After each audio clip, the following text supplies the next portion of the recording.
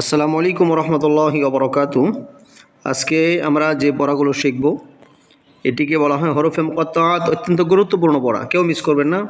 নতুন যে ভাইয়ারা আছেন এবং পুরাতন যারা আছেন সকলেই ক্লাসগুলোতে অংশগ্রহণ করবেন এবং বিশেষ করে আজকের ক্লাসটি অত্যন্ত গুরুত্বপূর্ণ এবং এক এক করে সামনের দিকে যাব এবং প্রত্যেকটি চ্যাপ্টারই আমাদের গুরুত্বপূর্ণ হবে।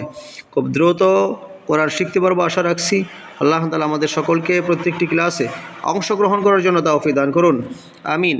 আসুন আমরা আমাদের মূল ক্লাসে চলে যাচ্ছি। দেখেন, এই যে দেখছি এগুলো হলো হরফে মুকাত্তাআত বলা হয়, যার অর্থ মুফাসসিরিনে কেরাম বলেন আল্লাহ এবং আল্লাহর রাসূলই ভালো জানেন। এগুলো বিভিন্ন সূরার শুরুতে এই হরফে মুকাত্তাআতগুলো বা এরকম ইয়াগুলো আছে। আপনাদের সহজীকরণের জন্য বলছি, এগুলো কোরআনের ভিতরে অবশ্য লেখা নেই, এরকমভাবে পার্থক্য করে দেওয়া নেই, কিন্তু যে সমস্ত অক্ষরগুলো কালো এগুলো টান হবে না, আর লালগুলো টান হবে। এটা প্রাথমিক পর্যায়ে যারা আছেন এদের জন্য একটু সহজ করে দিয়েছেন। আর কিন্তু কোরআনের ভিতর এরকম এরকম কোনো পার্থক্য হবে না, এটা খেয়াল রাখতে হবে। এটা হলো প্রাথমিক পর্যায়ের জন্য। আসুন আমরা এই যে প্রথম শিখছি, দেখেন একটু আমার সাথে মিলাইয়ে নেবেন এবং পড়বেন সকলে। আলিফ লাম মিম। এই লাম গিয়ে মিমের উপরে যেহেতু এটাকে বলে তাসদিদ, এটাকে বলা হয় তাসদিদ।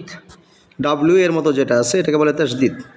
তাহলে এই তাসদিদ কোনো অক্ষরের উপরে যদি থাকে, কোনো হরফের উপরে যদি তাসদিদ থাকে, তাহলে তারা পূর্বের অক্ষর গিয়ে ওই তাসদিদওয়ালা অক্ষরকে একটু ধরবে, একটু টাচ করবে। যেমন লাম, লাম, এরপরে বলতে হবে মিম, এরকমভাবে। তাহলে পূর্বের অক্ষরটি একটু টাচ করবে, একটু ধরবে। এরপরে এর বিস্তারিত পড়া সামনে আসতেছে, যখন আমরা সাকিনের পড়া যখন আমরা পড়ব বা তাসদিদের চ্যাপ্টার যখন আসবে তখন আমরা খুব সহজেই চিনতে পারবো। এখন এতটুকু মনে রাখলেই চলবে যে তার পূর্বের অক্ষরটা তাসদিদওয়ালা অক্ষরকে একটু টাচ করবে, একটু ধরবে, এরপরে ওই নিজ অক্ষর নিজে নিজেই উচ্চারিত হবে। তাহলে কিভাবে পড়তে হবে? আলিফ লাম মিম। এরপরটা দেখেন, আলিফ লাম মিম সাদ। এরপরটা আলিফ লাম আলিফ লাম র। এই যে এটা দেখাচ্ছি, দেখেন আলিফ লাম র। রটা এক আলিফ টান, খারা জবর আছে, খারা জবর থাকার কারণে এক আলিফ টেনে পড়তে হয়। খারা জবর যদি খারাজের হয়, এরপর উল্টা পেশ হলে পরেও এক আলিফ টেনে পড়তে হয়। এখানে শুধু খারা জবর দেওয়া আছে বা খারা জবর বড়াগুলোই আছে। আমরা খারা জবরকে চিনি, এই যে এটা খারা জবর, এরকম সোজা দাগ থাকলে পরে এক আলিফ টেনে পড়তে হবে। আর এটা হলো চার আলিফ টান। আচ্ছা, এটা হলো কয় আলিফ টান? চার আলিফ টান। এরকম চিহ্ন থাকলে পরে চার আলিফ টেনে পড়তে হবে। আচ্ছা দেখেন, আলিফ লাম র। এরপরটা দেখেন, আলিফ লাম মিম র। আলিফ গিয়ে লামকে ধরেছে, লাম গিয়ে মিমকে ধরছে এবং মিমটা নিজে নিজেই তার মিম উচ্চারিত হয়েছে। এরপর রটা এক আলিফ টান হবে। আবারও পড়ছি, আলিফ লাম মিম র। এরপরে দেখেন, এই যে এটা খেয়াল করেন ভালো করে, কাফ হা ইয়া আইন সাদ।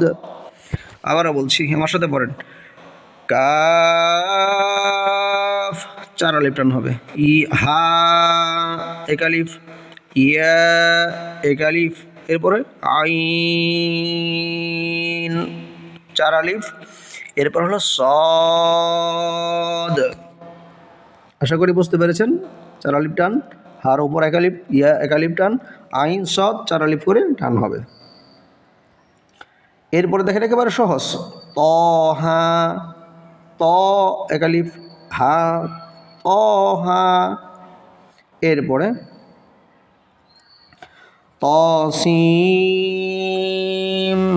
মিম, সিন গিয়া মিমটা ধরেছে, তাসিম মিম। এরপরে দেখেন একেবারে সহজ, পড়াটা শেষ দিয়ে দিই আমরা ইনশাল্লাহ।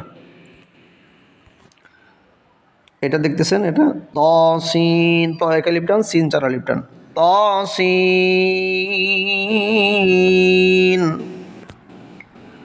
এটা হলো ইয়াসিন, সূরা ইয়াসিনের ভিতর একেবারে শুরুতেই ইয়াসিন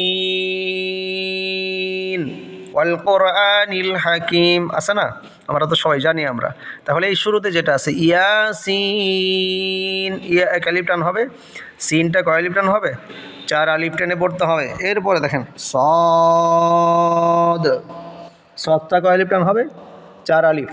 এরপরেরটা দেখেন হামিম,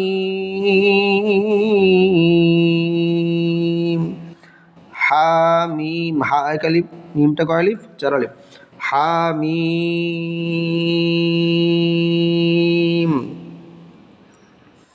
এরপরে দেখেন এই যে এটা হামিম আইন সিন কফ। এত লম্বা দম যদি না হয় বা দমে কষ্ট হয়ে গেলে পরে আমরা ভেঙে ভেঙে পড়বো। আমরা এতটুকুন পড়েন প্রথমবারে হামিম আইন সিন অফ। আশা করি আপনারা বুঝতে পেরেছেন। এরপরে দেখেন কফ, কয় আলিফ টান, 4 আলিফ টেনে পড়তে হবে। নুন, বলেন আমার সাথে, নুন, এটা কি হবে অফ, 4 আলিফ টেনে পড়তে হবে। নুন।